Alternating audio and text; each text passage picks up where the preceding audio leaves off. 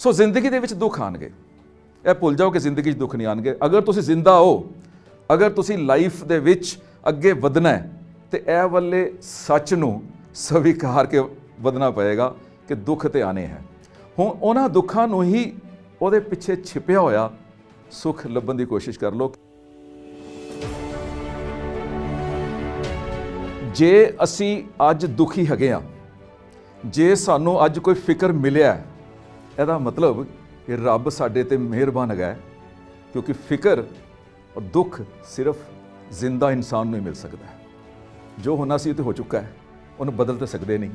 ਸੋ ਮਰਨ ਨਾਲੋਂ ਚੰਗਾ ਨਹੀਂਗਾ ਉਸੇ ਦੁੱਖ ਨੂੰ ਇੰਜੋਏ ਕਰਨਾ ਸ਼ੁਰੂ ਕਰ ਦਿਓ। ਸੋ ਮੈਂ ਮਹਿਸੂਸ ਕੀਤਾ ਕਿ ਜਦੋਂ ਮੈਂ ਉਸ ਦੁੱਖ ਨੂੰ, ਉਸ ਫਿਕਰ ਨੂੰ, ਉਸ ਚਿੰਤਾ ਨੂੰ ਇੰਜੋਏ ਕਰਨਾ ਸ਼ੁਰੂ ਕੀਤਾ, ਉਸ ਵੇਲੇ ਫਿਕਰ ਦਾ ਪ੍ਰੈਸ਼ਰ ਘਟ ਗਿਆ, ਯਾਨੀ ਕਹਿ ਸਕਦੇ ਹਾਂ ਕਿ ਧੂਏ 'ਚ ਉਡਾਉਣਾ ਸ਼ੁਰੂ ਕਰ ਦਿੱਤਾ।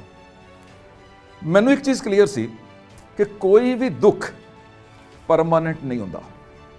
ਮੰਨ ਲਓ ਸੜਕ ਤੇ ਜਾ ਰਹੇ ਹੋ, ਸੜਕ ਕਿੰਨੀ ਵੀ ਟੁੱਟੀ ਹੋਵੇ, ਕਿੰਨੀ ਵੀ ਗੱਡਿਆਂ ਵੱਲੀ ਹੋਵੇ, ਕਿੰਨੇ ਵੀ ਪੱਥਰ ਪਏ ਹੋਣ, ਉਹ ਸੜਕ ਦਾ ਇੱਕ ਐਂਡ ਜ਼ਰੂਰ ਹੁੰਦਾ ਹੈ।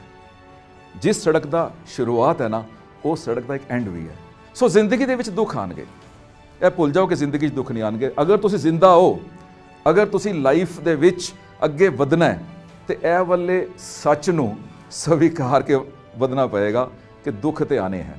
ਹੁਣ ਉਹਨਾਂ ਦੁੱਖਾਂ ਨੂੰ ਹੀ ਉਹਦੇ ਪਿੱਛੇ ਛਿਪਿਆ ਹੋਇਆ ਸੁੱਖ ਲੱਭਣ ਦੀ ਕੋਸ਼ਿਸ਼ ਕਰ ਲਓ, ਕਿਉਂਕਿ ਹਰ ਦੁੱਖ ਦੇ ਪਿੱਛੇ ਇੱਕ ਸੁੱਖ ਛਿਪਿਆ ਹੋਇਆ। ਮੇਰਾ ਇੱਕ ਦੋਸਤ ਹੈ, ਉਹ ਮੈਨੂੰ ਕਹਿੰਦਾ ਕਿ 3 ਸਾਲ ਦਾ ਹੈਗਾ ਸੀ ਉਹ ਜਦੋਂ ਉਹਦੇ ਫਾਦਰ ਦੀ ਡੈਥ ਹੋ ਗਈ। ਤੇ ਮੈਨੂੰ ਕਹਿੰਦਾ, ਟੀ.ਐਸ. ਮਦਾਨ, ਤੂੰ ਕਹਿ ਰਿਹਾ ਕਿ ਹਰ ਦੁੱਖ ਦੇ ਪਿੱਛੇ ਇੱਕ ਸੁੱਖ ਛਿਪਿਆ ਹੁੰਦਾ ਹੈ। ਮੈਂ 3 ਸਾਲ ਦਾ ਹੈਗਾ ਸੀ ਜਦੋਂ ਮੇਰੇ ਫਾਦਰ ਦੀ ਡੈਥ ਹੋ ਗਈ। ਮੈਨੂੰ ਦੱਸਦੇ ਕਿ ਇਸ ਦੁੱਖ ਦੇ ਪਿੱਛੇ ਮੇਰੇ ਵਾਸਤੇ ਕੀ ਸੁੱਖ ਛਿਪਿਆ ਹੋਇਆ ਸੀ। ਮੇਰੀ ਮਦਰ ਨੂੰ 4 ਸਾਲ ਹੋਏ ਸਨ ਸਿਰਫ ਉਹਨਾਂ ਦਾ ਵਿਆਹ ਹੋਇਆ।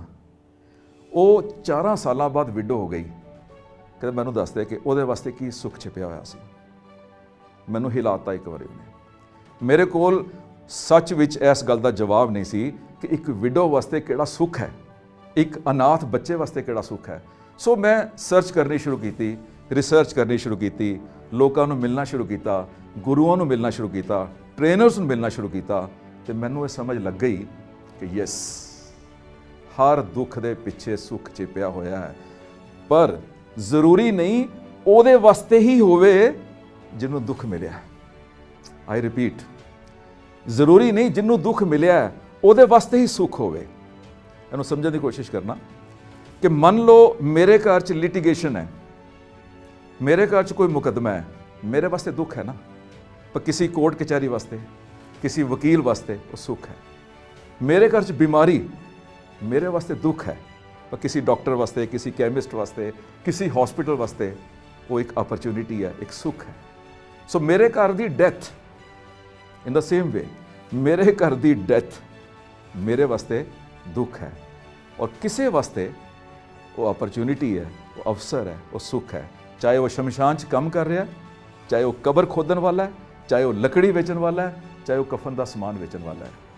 ਜਿਹੜਾ ਉੱਪਰ ਵਾਲਾ ਹੈ ਨਾ, ਰੱਬ, ਗੋਡ, ਵਾਹਿਗੁਰੂ, ਇਹ ਅੱਲਾ, ਇਹ ਭਗਵਾਨ, ਜੋ ਮਰਜ਼ੀ ਨਾਮ ਲੈ ਲਓ, ਇਹਨੇ ਪੂਰੀ ਦੁਨੀਆ ਚਲਾਣੀ ਹੈ। ਇਹਨੇ ਸਿਰਫ ਮੈਨੂੰ ਨਹੀਂ ਚਲਾਣਾ ਕਿ ਮੇਰੇ ਹੀ ਸੁੱਖ ਦੇਖਦਾ ਰਹੇ, ਕਿ ਜ਼ਿੰਦਗੀ ਦੇ ਵਿੱਚ ਹਰ ਦੁੱਖ ਨੂੰ ਹਵਾ ਸਮਝ ਕੇ, ਧੂਆ ਸਮਝ ਕੇ ਨਿਕਾਲ ਦਿਓ। ਇਹਨੂੰ ਇਹ ਸਮਝ ਕੇ ਚੱਲੋ ਕਿ ਰੱਬ ਦਾ ਆਸ਼ੀਰਵਾਦ ਹੈ ਤੁਹਾਡੇ ਕੋਲ।